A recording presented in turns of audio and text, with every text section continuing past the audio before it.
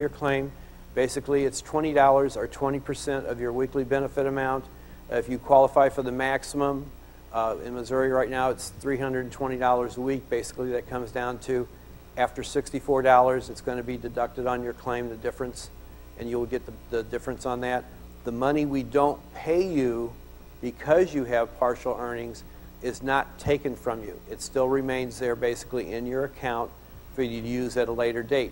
By working part-time, you end up extending your, I shouldn't say extending, you end up making your unemployment benefits last longer because you're not using them all up at once.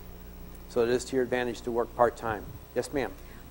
If you are self-employed and it is completely commission-based, how do you do that? Okay, self-employment, if you notice when you claim your individual weeks, one of the questions that we ask you is, are you self-employed? And we ask for the number of hours that you're working. The reason we ask that is because eventually, depending on the hours, as perhaps if you're starting a business and your hours start increasing, it gets to the point where you're actually not available for other work because you're doing this self-employment. Really, self-employed money that you get is not earnings that you get from an employer. It's different.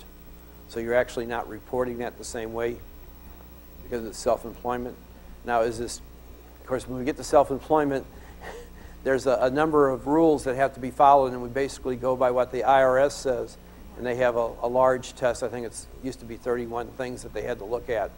And we have to determine if there actually is an employee-employer relationship and things like that. Okay. This is a very hit-or-miss kind of thing. That Did you say pyramid scheme? No, no. Okay.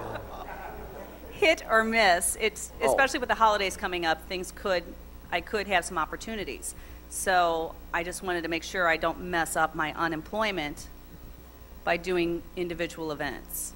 I'm not going to give you a guarantee you're not going to mess up your unemployment. I know. I want to do it right. What you probably need to do is call the center, the claims center, and talk to one of the technicians there. Okay. And of course, you know, if you get somebody and you're really, you know, I don't know if they gave me the right answer, you can ask to talk to one of the supervisors too. Okay. Okay. And we have a question over in the corner. Yes, I had a claim for unemployment benefits like several years ago, and there was some money left over in that particular period. And if I would happen to run out this time, can you go back and use the money that you didn't use years ago? Look out the window. That money has flown away. That's what I kind of thought. But when you file your unemployment claim, it is good for 1 year. Basically, what happens if a person files their claim today, their claim is effective with Sunday of this week. That would be, what is today, Tuesday? Day before yesterday. That was the 10th, I believe. Is that right? No, 11th. That would be the 11th, whatever. Anyhow, it would be effective with that date, and it runs for 52 weeks after that. Once the benefit year has ended, that money is no longer accessible. So we've had people that have filed their claim, got their waiting week, claimed maybe 1 week and went to work someplace else and maybe worked for, say, 13 months and go to file another claim, the money that they had on that prior claim is gone once the benefit year ends. The only way you're going to have any, and I'm not going to use the word access because that's not the right word, but any relationship to that claim that has ended right now, and this gets us into another topic, we are in a period of extended benefits. If you're on